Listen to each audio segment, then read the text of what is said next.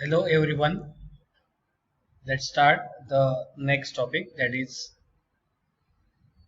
topic number 16, ADR, adverse drug reaction. Okay. Out of 20 topics, it's topic number 16. Okay. Let's begin this particular topic with the introduction of this particular topic. The term ADR is more appropriate for effects that are undesired. Okay. Undesired means what? Unproductive. Okay. Undesired. Okay. Unpleasant. Okay. Unexpected, noxious, or potentially harmful. Okay. Noxious means what? Which produces some of the toxic effects or potentially harmful to our body. Okay. Adverse drug reaction म्हणजे काय? असे reactions किंवा side effects जे की अनडिझायर्ड आहेत. Okay. म्हणजे आपल्याला अपेक्षा नव्हती असे डिझायरेबल इफेक्ट जे देतात. ओके. अनडिझायरेबल इफेक्ट, अनप्लीझंट, ओके, नॉक्शियस किंवा जे टॉक्सिक इफेक्ट प्रोड्यूस करू शकतात ते, किंवा पोटेन्शियली हार्मफुल असलेले जे रिॲक्शन्स होतात बॉडीमध्ये त्यांना आपण काय म्हणायचं? ADR. Okay. As per WHO आपण याचं डेफिनेशन बघूया नेक्स्ट स्लाइडमध्ये. Medicines can be used to prevent or treat the disease or illness. However, few times it can cause some troubles. Okay. Troubles येणे म्हणजे काय म्हणे? त्याचे साईड इफेक्ट दाखवणे in the form of adverse drug reactions. Okay. Such troubles are called as adverse drug reaction. The drug has the ability to produce many effects, but the physician mainly wants a patient to experience only one of them, and remaining effects may be considered as a undesired. Okay. आपण definition बघूया. Definition of ADR according to WHO. Okay. Is defined as it is a response to a drug which is noxious or unwanted. Okay. Toxic effect दाखवणारे, unwanted, and occurs at a dosages normally used in human being for prophylaxis. Prophylaxis means what? Treatment, diagnosis or therapy of a disease, or for the modification of any physiological functions in the body. Okay. Is nothing but the ADR. Okay. असे काही unwanted किंवा toxic effect बॉडीवरती होतात. Okay. ज्याचं doses सुद्धा same असलं तरी ट्रीटमेंटसाठी आपण use करतो, किंवा डायग्नोसिस करण्यासाठी, किंवा कुठल्या तरी फिजिओलॉजिकल फंक्शन चेंज करण्यासाठी, मॉडिफिकेशन करण्यासाठी.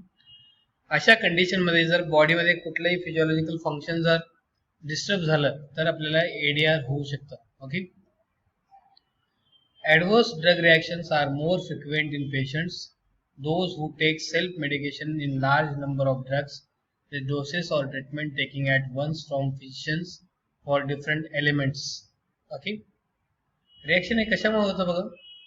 मोर frequent in patients those who take self medication. Okay. ज्यांना स्वतः प्रिस्क्राईब केलेलं मेडिसिन घेण्याची सवय असते, किंवा काही लोकांना स्वतः मेडिसिन घ्यायची एक सवय असते. ओके. अशा कंडिशनमध्ये ॲडव्हर्स ड्रग रिॲक्शन होण्याचे चान्सेस म्हणजे डबल असतात, किंवा जास्तीत जास्त चान्सेस असतात. ओके. आपण एक एक्झाम्पल बघूया इकडे. Expectorant which contains antihistaminic drugs that produces drowsiness. Okay. झोप आल्यासारखं होतं in large doses, and it is self medicated in age group of 22 to 30 years old. Okay. Young जे लोक असतात किंवा यंग पेशंट जे असतात, ओके, स्पेशली अडल्ट एजमधले 22 to 30 एजमधले ते लोक काय करतात? हे एक्सपेक्टोरंट्स घेत असतात. ओके. कळतं? हे सेल्फ मेडिकेशनचा हा एडीआरचं एक एक्झाम्पल दिले त्यांनी. Okay. Next is the classification of adverse drug reaction. Okay. हे ॲडव्हर्स ड्रग रिॲक्शनचं क्लासिफिकेशन खूप इम्पॉर्टंट आहे. खूप वेळा हा क्वेश्चन विचारलेला आहे. Write the classification of ADR. Okay. Adverse drug reaction is classified under two important headings. Number one is a predictable, and second is a unpredictable. या नावातच आहे बघा, प्रेडिक्टेबल म्हणजे काय, आपण प्रिडिक्ट करू शकतो किंवा गेस करू शकतो. ओके, असे ड्रग रिॲक्शन्स. ओके, त्यामध्ये बघा other effects, quantitative intolerance. Okay, त्यामध्ये काही सब पार्ट्स आहेत. Okay, excessive pharmacological actions, pharmacological actions आपल्याला जास्त दाखवण्यात येतं. Secondary pharmacological actions and rebound response on a discontinuation of drug. एखादा ड्रग आपण सडन स्टॉप केलं तर त्यावरती सुद्धा काय रिस्पॉन्स दाखवतात हा, किंवा काय रिॲक्शन दाखवतात. ओके, तर आपण काय म्हणू, प्रेडिक्टेबल ॲडव्हर्स ड्रग रिॲक्शन. आता आपण अनप्रेडिक्टेबल ॲडव्हर्स ड्रग रिॲक्शन बघूया आपण. त्यामध्ये क्वालिटेटिव्ह इंटॉलरन्स आहे, इकडे क्वांटिटेटिव्ह आहे. Quantitative in terms of what, doses. Okay, qualitative intolerance, त्यामध्ये क्वालिटी बघा, allergic reactions, anaphylaxis, idiosyncrasies and genetically determined effects. हे सगळे टर्म्स तुम्हाला नेक्स्ट काही स्लाइड्समध्ये रिपीट होतील, तेव्हा आपण त्याचे मिनिंग्स बघूया. ठीक आहे, आता आपण प्रेडिक्टेबल ॲडव्हर्स ड्रग रिॲक्शन म्हणजे काय बघूया. It is a result of use of excess dose of drugs, use of OTC. OTC means what? Over the counter drugs. Means what? The medicines or drugs which are purchased in the form of or without the prescription by the medical practitioners is nothing but the OTC products. Okay. जे cosmetics वगैरे आपण घेतो किंवा काही general symptoms असले, general disease असलेले जे drugs असतात ते आपण OTC ड्रग्ज म्हणून घेतो, ओव्हर द काउंटर. ओके, असे ड्रग त्याला मेडिकल प्रिस्क्रिप्शनची गरज नसते. ओके, और self medication in some causes due to discontinuation of drug during a therapy. These effects are summarized below. Okay, number one is the excessive pharmacological action. It is a very common with drugs like tranquilizers, sedatives, and hypnotics and anti-epileptics. Okay, feet आलेला असेल किंवा समुपदेशन्स असेल, हिप्नॉटिक्स असेल, ट्रँक्युलायझर्स असेल, सेडेटिव्ह असेल, असे काय drugs आहेत. Okay, on the administration of such drugs in high dose can be dangerous to the patient. Even at average dose, some individuals are susceptible, showing reactions due to kidney, hepatic dysfunctioning, and alteration in pharmacokinetic patterns. Okay, ह्या सगळ्या ड्रगचा effect काय होऊ शकतं बघा, kidney failure होऊ शकतं, हेपॅटिक म्हणजे liver dysfunction होऊ शकतं, किंवा फार्माकोकायनेटिक एडीएमई प्रोसेस जे बॉडीमध्ये चालतं ते सुद्धा सगळं कोलॅप्स होऊ शकतं. Okay, the second is secondary pharmacological actions. It is mainly observed in patients who consume OTC drugs or go for self-medications. Example drugs like antihistaminics used mainly as anti-allergic, particularly for common cold and cough, may produce drowsiness in large or repeated doses on self-medications. Okay, काही habit forming drugs असतील, specially असं feeling येणं की ते घेतल्यानंतर, specially liquid doses form, ते घेतल्यानंतर आपल्याला झोप येते असं जेव्हा जेव्हा आपल्याला वाटतं, मग आपण काय करतो, जेव्हा आपल्याला एखादा डिसीज नसला तरी आपण काय करतो, झोप येण्यासाठी म्हणून आपण काय करतो, ते सगळे मेडिसिन आपण कंझ्युम करतो. ओके, हे काय होतं, हॅबिट फॉर्मिंग नेचर तयार होतं. ओके, आणि त्याचं आपल्या बॉडीवरती खूप भयानक इफेक्ट होऊ शकतं. ओके, नेक्स्ट आहे rebound response on discontinuation of drugs. In case of psychotropic drugs and narcotic analgesics, rebound response either psychological or physical withdrawal symptoms occur. Okay, psychologically किंवा physically withdrawal symptoms दिसायला लागतात आपण जर अचानक discontinuation केलं तर. Okay, number second part आहे unpredictable adverse drug reaction. When the drug is given in an adverse drug dose or very small dose, hypersensitivity reactions may occur. These include the following types. Qualitative intolerance. Okay, intolerance to the drugs by the individual shows because of immune response of the body or lacking of enzyme activity, which results into hyper response, such as hypersensitivity drugs असतील ते immunity response करत नसल्यामुळं आपल्याला काय होतं, hyper sensitivity दाखवायला लागतं. Okay, आपण अशा ड्रगची नावं बघूया. नंबर 1 आहे त्यामध्ये ॲलर्जिक रिॲक्शन, ॲलर्जीज व्हायला लागतात. Okay, they are also called as hypersensitivity reactions. The word allergy is derived from Greek word allos means altered and argos means energy. Okay, these are common reactions resulting when the drug acts as an antigen which then reacts with the either atocoids like histamines, serotonin and or bradykinin to produce allergic reactions like skin rashes, reddening of skin with itching, or sometimes autoimmune mechanism of body produces antibodies, usually immunoglobulin G and M, to block the antigen called as antigen antibody reaction result into precipitation or agglutination etc.